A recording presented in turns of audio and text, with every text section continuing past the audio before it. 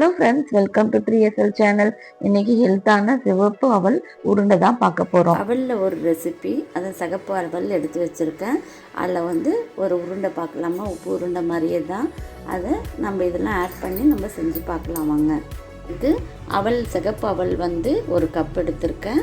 அதாவது ஒரு பெரிய கப்பு, இந்த அளவுக்கு கப்பில் வந்து ஒரு கப்பு வந்து அவல் வந்து சிகப்பு அவல் எடுத்திருக்கேன். அப்புறமா ரவை வந்து ஒரு அரை கப் எடுத்திருக்கேன். தயிர் வந்து ஒரு 1/4 கப்பு கிட்ட வரும்.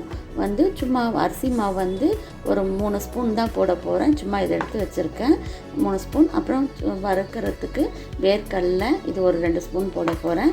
அப்புறம் கடுகு, கடலைப்பருப்பு, உளுத்தம்பருப்பு, சீரகம், கறிவேப்பிலை, வெங்காயம், பச்சை மிளகாய் எடுத்திருக்கேன். இதில் வந்து நம்ம வந்து அவலில் வந்து ஒரு உருண்டை பண்ணலாங்களா, வாங்க பார்க்கலாம்.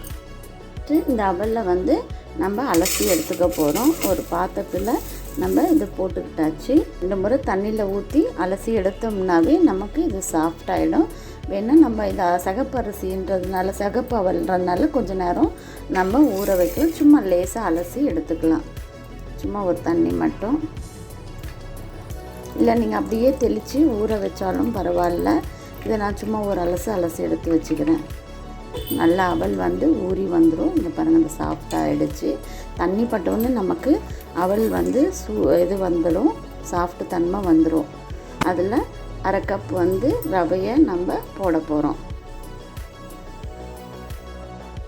இப்போது அரிசி மாவு வந்து இது வந்து ஒரு 2 ஸ்பூன் போட போகிறோம். நம்ம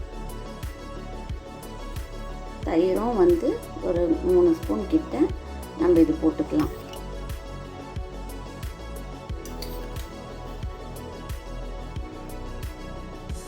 4 ஸ்பூன் கூட போட்டுக்கோங்க. ஏன்னா இது குவான்டிட்டி அதிகமாக இருக்கிறதுனால 4 ஸ்பூன் போட்டுட்டாச்சு. புதுல் வந்து ஒரு ஸ்பூன் கிட்ட இது போட்டாச்சு. நல்லா பிசைஞ்சு விட்டுக்க போகிறோம்.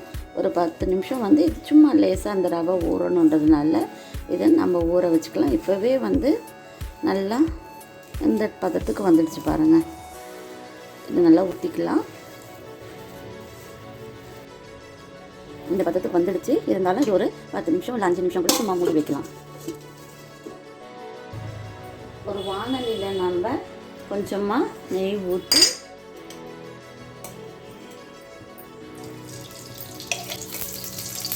சும்மா அந்த இது கடலைப்பருப்பு இதெல்லாம் வேர்க்கடலை எல்லாம் வேகிற அளவுக்கு ஒரு ஸ்பூன் கொஞ்சம் நெய் ஊற்றிக்கலாங்க.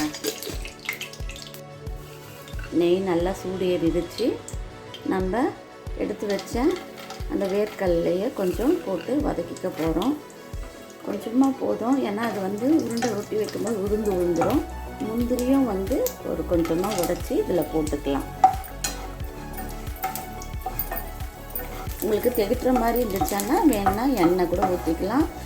ஒரு ப்ரௌனிஷாக ஆன உடனே நம்ம கடலைப்பருப்பு வந்து எடுத்து வச்சுருக்கோம் இல்லைங்களா, கடலைப்பருப்பு வந்து ஒரு ஸ்பூன், உளுத்தம்பருப்பு ஒரு ஸ்பூன் போட்டாச்சு. இது நல்லா கொஞ்சம் ப்ரௌனிஷாக நம்ம வதக்கி எடுத்துக்க போகிறோம். பொன்வரவில் ஆயிடுச்சு. பச்சை மிளகா நம்ம நறுக்கி வச்சதையும் இதில் போட்டுக்கலாம். கறிவேப்பிலையும் இதில் கொஞ்சம் போட்டு கொஞ்சம் வதக்கிக்கலாம். அப்புறம் வெங்காயமும் இல்லை நம்ம பொடியாக நறுக்கி ஒரு வெங்காயம் எடுத்து வச்சோம் இல்லைங்களா, அதையும் வந்து நல்லா பொடியாக நறுக்கி அதில் கொஞ்சம் போட்டு கொஞ்சம் லைட்டாக வதக்கினா கூட போதும். வேணால் நம்ம பச்சையாகவே கூட போட்டுக்கலாம். சும்மா அந்த இதோடு கலந்து வந்து அந்த நெய் வாசனைக்கு நல்லா இருக்கும்ன்றதுனால ஒரு போட்டு ஒரு வதக்கி எடுத்துக்கலாங்க. இப்போ இது நல்லா கொஞ்சம் ஊறி வந்துடுச்சு. அதோட நம்ம வதக்கி வச்ச இந்த இதுவையும் வெங்காயம் இதெல்லாம் கொஞ்சம் கொட்டிக்கலாம்.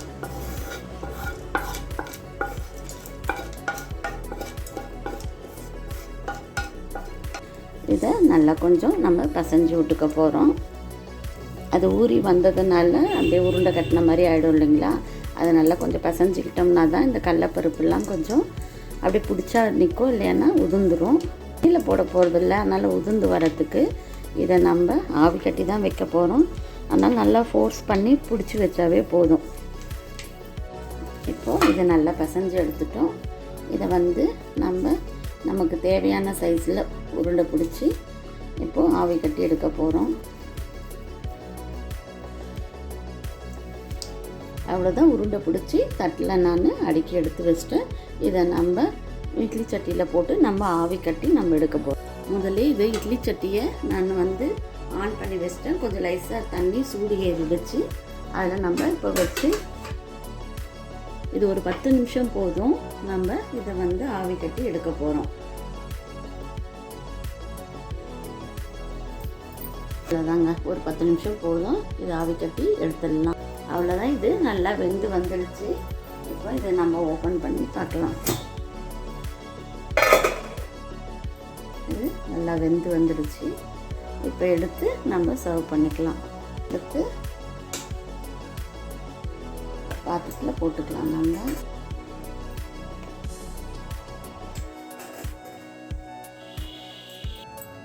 நமக்கு அவல் உருண்டை ரெடி ஆகிடுச்சிங்க.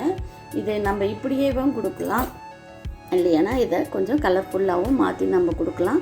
பாருங்க, முந்திரி, கடலைப்பருப்பு, உளுத்தம்பருப்புலாம் போட்டு வெங்காயம்லாம் போட்டு இது பண்ணதுனால கொஞ்சம் கலர்ஃபுல்லாகவே இருக்குது.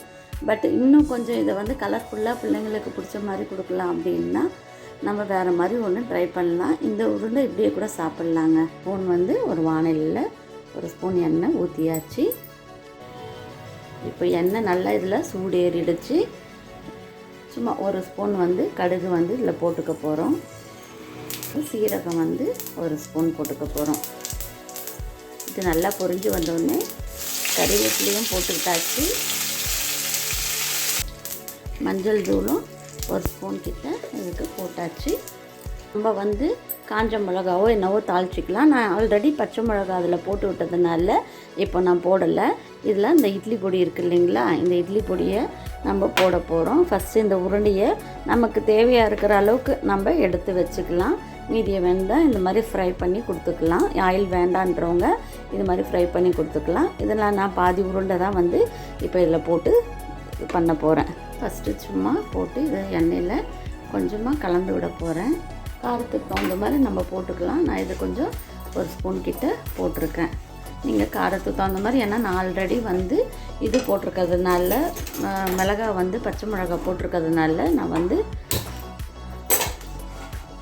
இட்லி பொடி கம்மியாக தான் போட்டிருக்கேன். நீங்கள் அதுக்கு தகுந்த மாதிரி. நான் வந்து எடுத்து வச்ச ஒரு 10-15 உருண்டை மட்டும்தான் போட போகிறேன். அதில் இட்லி பொடின்னா சூப்பராக சாப்பிடுவாங்க. இந்த இட்லி பொடியும் இதில் போட்டு நம்ம கலக்கி கொடுத்தோம்னா ரொம்ப சூடேற்றெல்லாம் வேண்டாம். நான் அடுப்பை ஆஃப் பண்ணிட்டு தான் இட்லி பொடியே போட்டேன். சும்மா இந்த இது வந்து வதங்கி வரணுன்றதுனால அந்த இதில் சூடேறணும்னு ஆஃப் பண்ணிட்டேன். இந்த சூடுலேயே வந்து நம்ம போட்டு இந்த இட்லி பொடியை போட்டு எடுத்துக்கலாம். இதை நல்லா கொஞ்சம் ரோஸ்ட் பண்ண மாதிரி எடுத்தோம்னா அந்த மசாலாவும் கொஞ்சம் உள்ளே இறங்கும். நமக்கு இறங்கிட்டு நமக்கு நல்ல ஒரு டேஸ்ட்டும் கொடுக்கும். இது ரெடி ஆகிடுச்சு. ஒரு பவுலில் நம்ம இதை மாற்றிக்க போகிறோம். அவ்வளோதான். அந்த சூடோடு அந்த இட்லி பொடியும் கலந்து வந்தாச்சு. ஒரு பவுலில் நம்ம இதை மாற்றி எடுத்து வச்சுக்கலாம். இட்லி பொடி போட்டு கலர்ஃபுல்லான அவல் உருண்டையும் ரெடிங்க. அதாவது மசாலா போடாமல் கலர்ஃபுல் இல்லாமல் ஃபஸ்ட்டு ஆவி கட்டி எடுத்த அவல் உருண்டை ரெடிங்க. அடுத்து வந்து நம்ம எல்லாம் வந்து தாளித்து இட்லி பொடி போட்டு கலந்த வந்து ஸ்பைசியான ஒரு நல்ல காரஞ்சாரமான அவல் உருண்டையும் ரெடிங்க. இது நமக்கு நம்ம வீட்டில் எது அவங்களுக்கு பிடிக்குமோ அதை நம்ம எடுத்துக்கலாம். இதை நம்ம லஞ்ச் பாக்ஸுக்கும் கொடுக்கலாம், ஸ்நாக்ஸ்க்காகவும் கொடுக்கலாம். பசங்க இது வந்து வித்தியாசமாக இருக்குன்னு நல்லா சாப்பிட்டு வருவாங்க. நீங்களும் இதை ட்ரை பண்ணி பாருங்கள். எப்படி இருக்குன்னுட்டு கமெண்ட் பண்ணுங்கள், லைக் பண்ணுங்கள், ஷேர் பண்ணுங்கள், சப்ஸ்கிரைப் பண்ணுங்கள். 3SL சேனலுக்காக இவ்வளோ நாள் நீங்கள் சப்போர்ட் பண்ணதுக்கு very very thank you very much.